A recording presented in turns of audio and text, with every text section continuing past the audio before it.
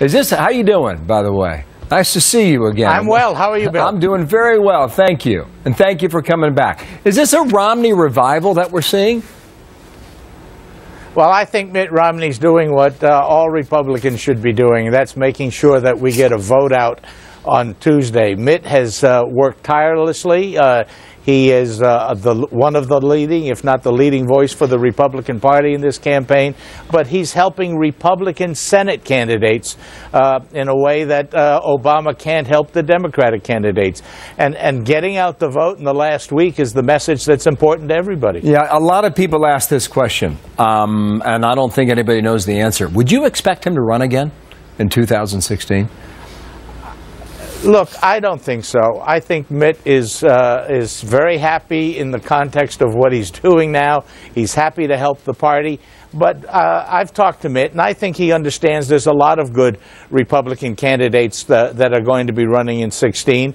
I think he agrees with me that it probably should be a governor or a former governor because this country needs somebody that doesn't go into the executive office without any experience. We've seen the disaster of what happens when you let somebody who can't run a lemonade stand go into the White House.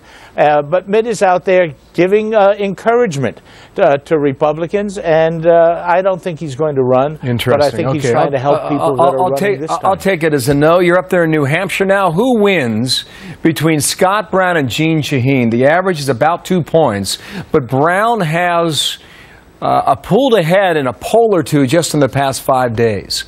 Who wins? Yeah, you're going to see all kinds of crazy polls in the last 5 days as the Democrats try and find some polls to support their cause. But the fact is Brown has the momentum. If the Republicans get out and vote on Tuesday, and I am confident they will, Scott Brown's going to win. Wow. Nationally, what happens then, Senate-wise? 52, 53. Republican Senate seats. If that is true, then, how do you think President Obama will govern if Republicans control Congress? As badly as he has in the past. What would you expect? Look, this is a president that really has no intention to govern. He avoids decisions.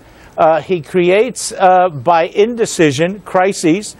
We have the crisis of ISIS. We have the problems in Syria. We have mismanagement of Ebola. We have the disaster at the border. The immigration issue is falling apart. He's going to try perhaps to by executive order, do some things. But this is a president who really does not like to make decisions. And we're going to go through another 2 years of indecision. The Senate, however, is going to support the Republican House and send him some legislation that he's going to have to decide whether to let go or send back to Congress. Yeah, I think he's going to see a lot of legislative pressure. I apologize for stepping over your answer there, but I was just trying to push through to this one question. I'm sorry. Do you think? It's okay. Okay. Do you think that he will cut deals, or will he veto? I think he's going to start trying to veto, because that's his nature. He never worked as a governor, for example, dealing with the legislature. Even when he was in the Senate, he didn't work with his colleagues.